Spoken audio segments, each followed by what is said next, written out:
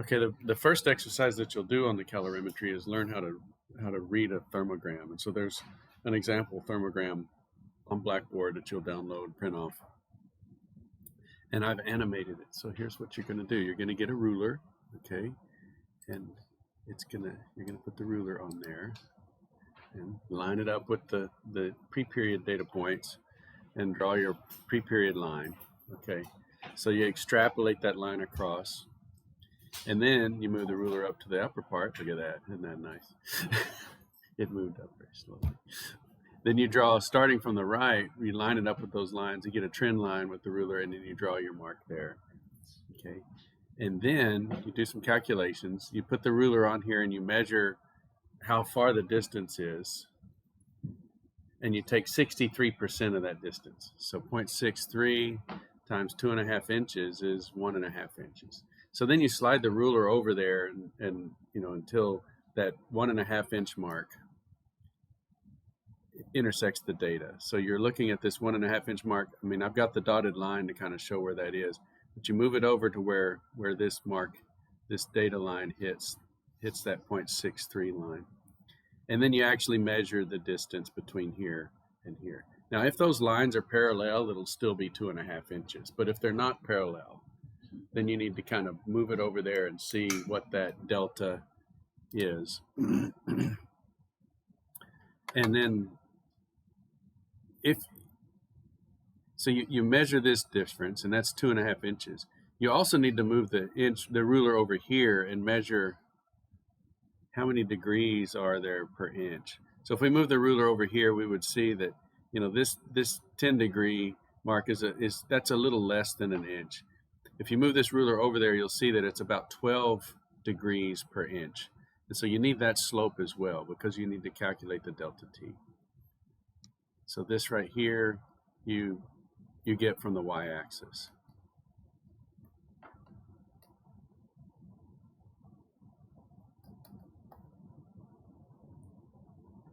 And I'm going to put in all caps, use your own ruler and measurements.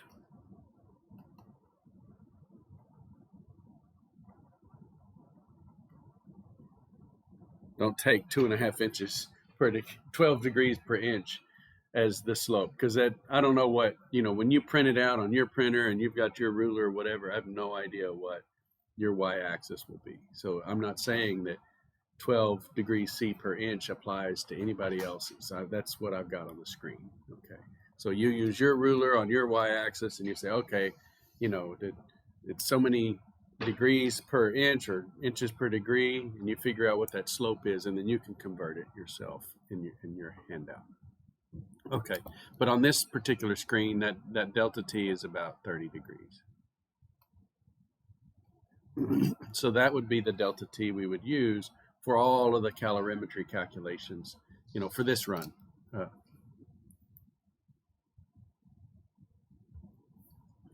So this up here would be in the next set of screens, this would be T final, you know, and this would be T initial, and delta T is equal to TF minus TI. And we see that going through all of these calculations.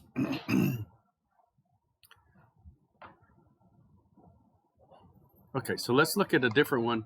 This is with the resistive heater.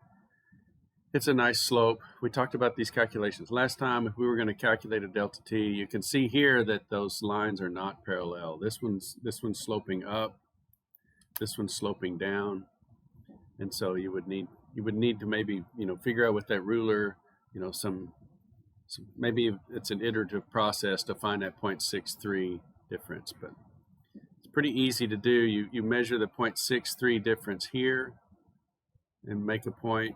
Then you come over here past this mark and measure the 0.63 difference there and get it, and then you've got 2 points. You put your ruler on those 2 points and draw the dashed line. Does that make sense? So you would do it here and you would do it here, and that way you get the trend between those two sloping lines. and that way you would get the 0.63 line. Y'all aren't going to have to do that, but that's how you would do it.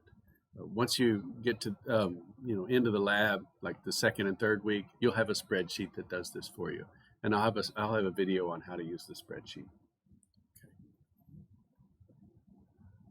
All right, so in that middle range, this was just showing us that we could calculate the heat capacity for water and the calorimeter constant. And so we have the power. This is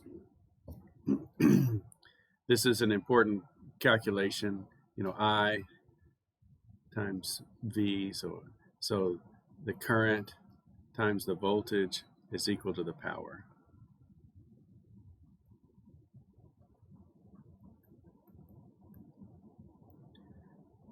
And so we've got it right here, 2.5 amps times 120 volts is 300 joules per second. And then the calorimeter constant would be the slope. This is how many degrees we have, degrees C per second, or degrees Kelvin per second. And so that slope is down here in the bottom. And we have joules per second divided by Kelvin per second, which gives us joules per Kelvin. So this is the amount of energy it goes in to our calorimeter to raise it by 1 degree.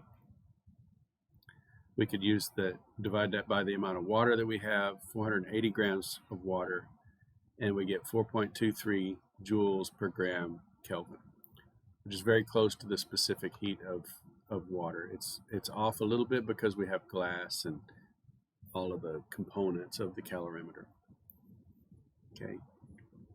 And we can do the molar, so we can convert those grams to moles, 18 grams per mole for water. We get now 76.2, and the literature values for water are shown here.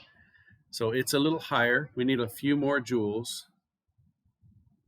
per gram. Instead of 4.18, we need 4.23, and that's because we're having to heat up the wall of the glass dewar, and that's pretty much all that's in here. The thermometer doesn't have much heat capacity. And then the 76, same kind of thing. It's a little bit higher than the molar heat capacity for water. But you can see that water is the greatest effect. It's 95% of water in terms of the calorimeter constant. So let's think about hot and cold water calorimetry, because that's what y'all are going to do today. You're going to take boiling water, put it in a cup, measure the temperature, weigh it, and you're going to take cold water, put it in the calorimeter, measure the temperature, you're going to weigh it too, and you're going to mix the two. When you mix the two, it's going to come to some temperature in between, and you're thinking about heat flow. So where's the excess heat? The excess heat is in the hot water. So we have this little diagram, just kind of give you an idea. For the mass of the hot water has this temperature, and the mass of the total mass here, so this difference would be the mass of the cold water. But anyway, the cold water mass is this piece right here.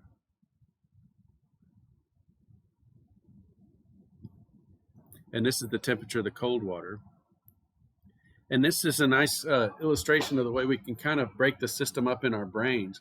We can take you can think about the mass of hot water. In that mass of hot water, you've got some molecules that are the same temperature as the mass of the cold water. And then you've got some molecules that are really hot. So we got this excess heat put into that system. And when we mix it with the total, that excess heat leaves the smaller system and goes into the bigger system. So there's heat flow, and it all comes to thermal equilibrium.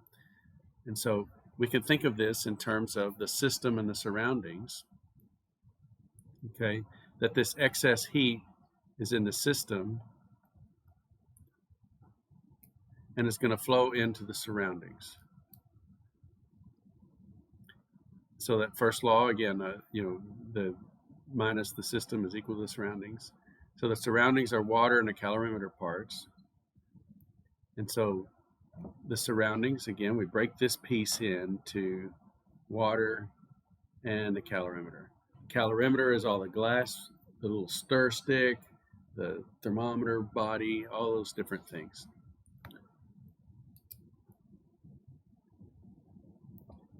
And so we want to rearrange to see how much heat flowed into the calorimeter. And so we move the water to the other side. You see, when we move the water to the other side, it becomes negative. So we have a negative sign in front of the water. We have a negative sign in front of the system.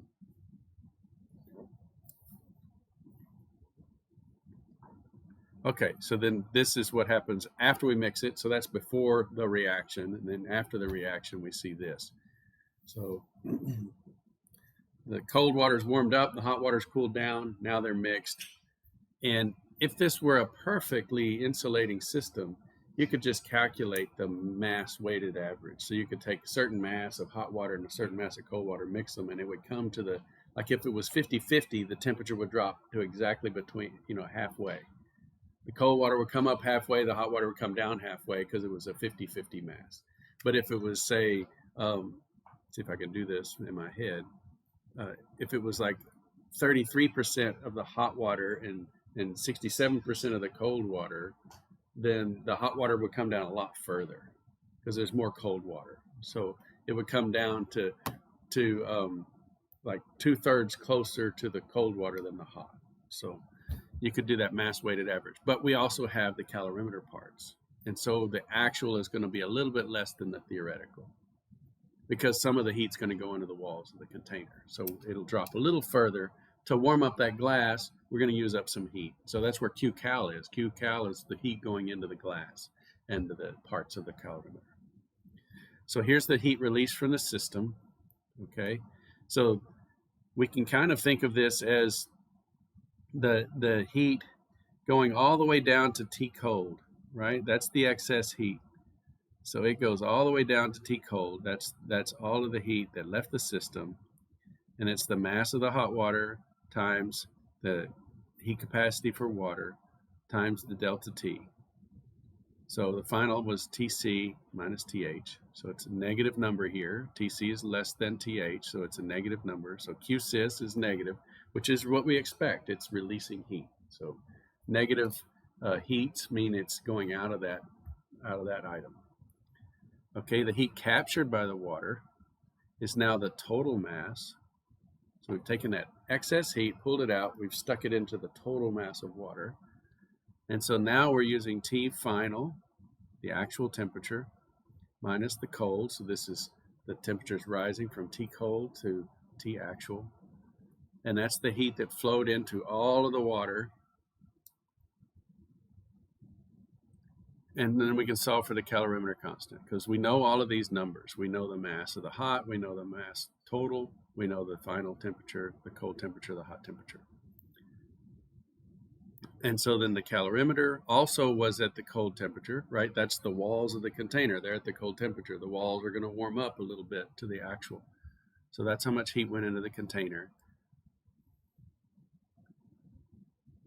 Okay. And so we know that Qcal is also equal to these two pieces, all right? So these two pieces are right there.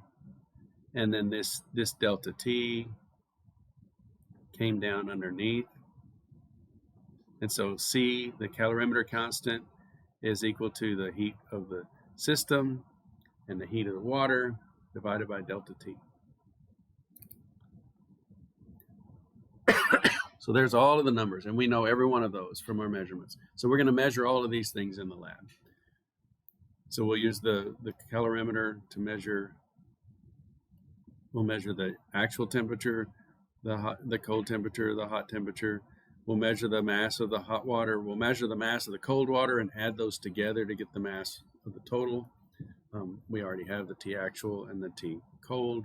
So we can calculate all of those things to tell what the calorimeter constant is for the glass and all of that stuff. Like how many joules needs to go into the glass and the parts of the calorimeter to get it to go up a degree. So that's what we're looking for. We know how many joules it takes to move water a degree, and so we're trying to just sort of capture the heat that flows into every little piece. I like to think of this part of thermodynamics as more accounting. You're counting joules. Where did they go?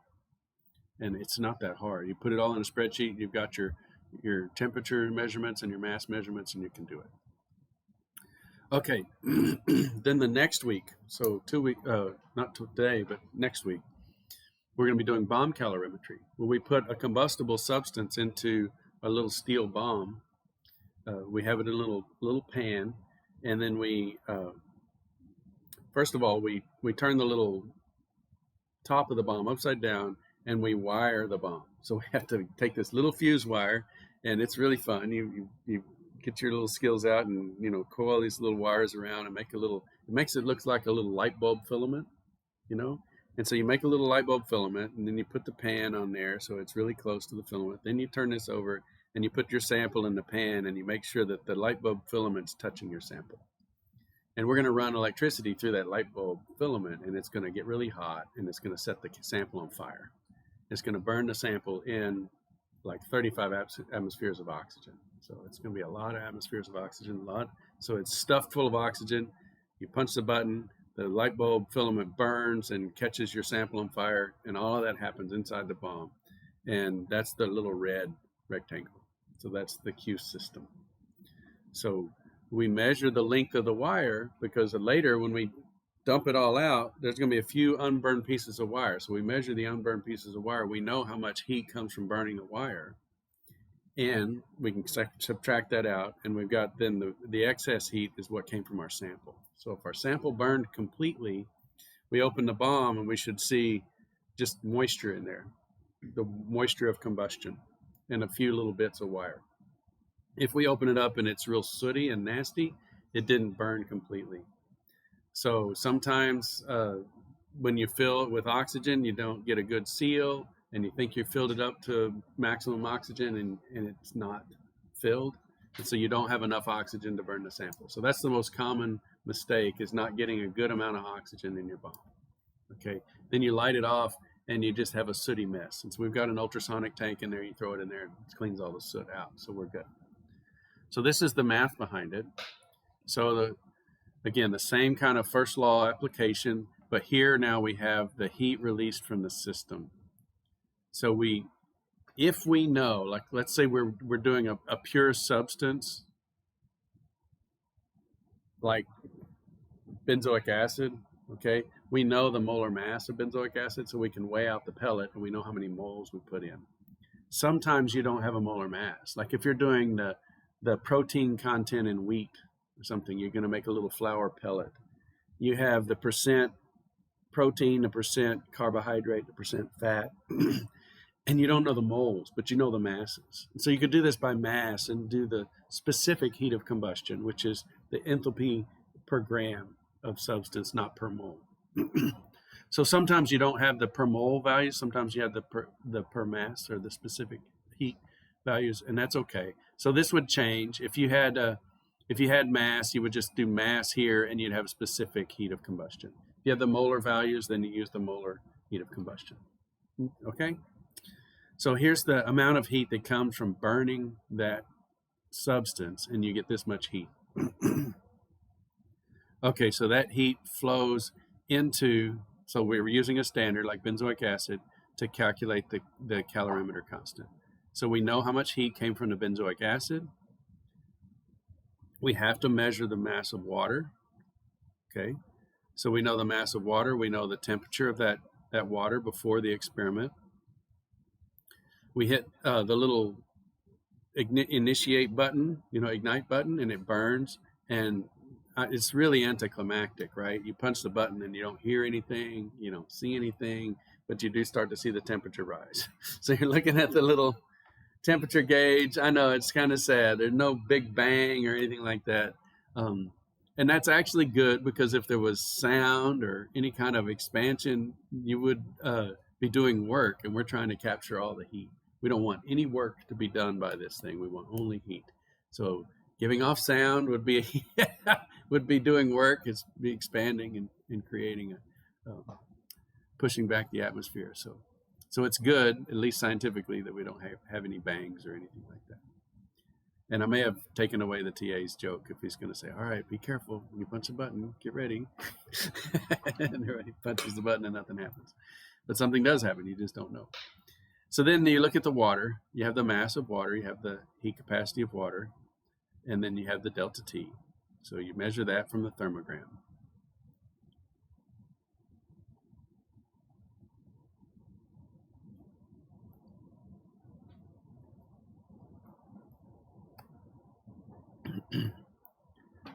And then you know that Qcal is also got that same delta T, but we don't know this number. So this is the number we don't know, right? And so we could rearrange that, and here's how it's rearranged. We have the combustion of the fuel. We have the temperature that went into the water, and that same temperature difference was the calorimeter parts, and so this is the calorimeter piece. It's important to know that number because when we do the unknown, so this is the known that tells us how many joules go into the parts of our calorimeter to make it go up a certain degree. So then we go and we get some food stuff or something like that, and we want to do an unknown. So we press a pellet, then we go run an unknown, and we have to use this calorimeter constant plus a different mass of water, because you're never going to get exactly the same amount of water in here. Then we'll be able to get an accurate number. So here with an unknown, the surroundings are water and the calorimeter parts, but now Ccal is known. So this is determined from the benzoic acid calibration. So we still have the same first law pieces, but now we know this piece. We got this from the benzoic acid.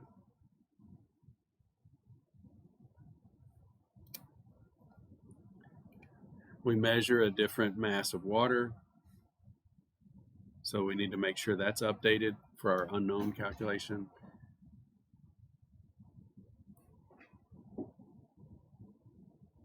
And so we're calculating the heat released from the combustion of our sample. And so that'll be how many joules came out of our sample. We have to then compare that to how much mass it weighed. So we went and weighed it. If we know the moles, let's say it's a pure substance. Like if you wanted to do a protein, you could get maybe an amino acid from stockroom, glycine or something like that. And then you could use that as representative of protein combustion. And we could verify with this experiment all of the backs of the labels, in terms of the calories that are given off by combusting or consuming, and then your body's reacting with oxygen. You're combusting that food in your body, and so we should be able to confirm the heat released from carbohydrates, proteins, fats, and so on. So that's kind of fun. So you guys are welcome to do that for your unknown samples. You get some freedom in this lab to kind of pick whatever you want to do.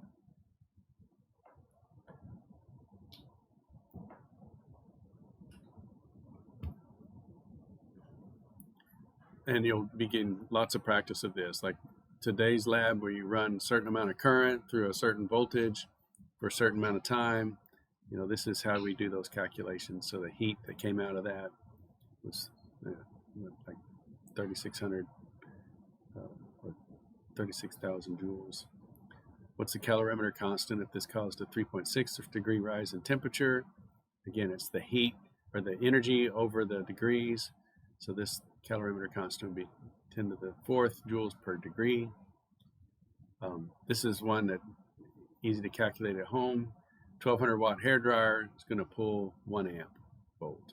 So it's 1 watt is 1 joule per second, and so that's going to be a 10 amps pulling out of the line. You can plug that into a 15 amp line, that's not a problem. But like this morning, if you have a space heater that's pulling, say, 1200 watts to heat the room, and then you got a hair dryer that's pulling 1200 watts, and they're on the same circuit, and it's a 15 amp line, it's probably going to flip the breaker because it's going to flip when you go above 15 amps for a fair period of time. Okay, so let me switch over to the second law notes, and then we'll be back on track.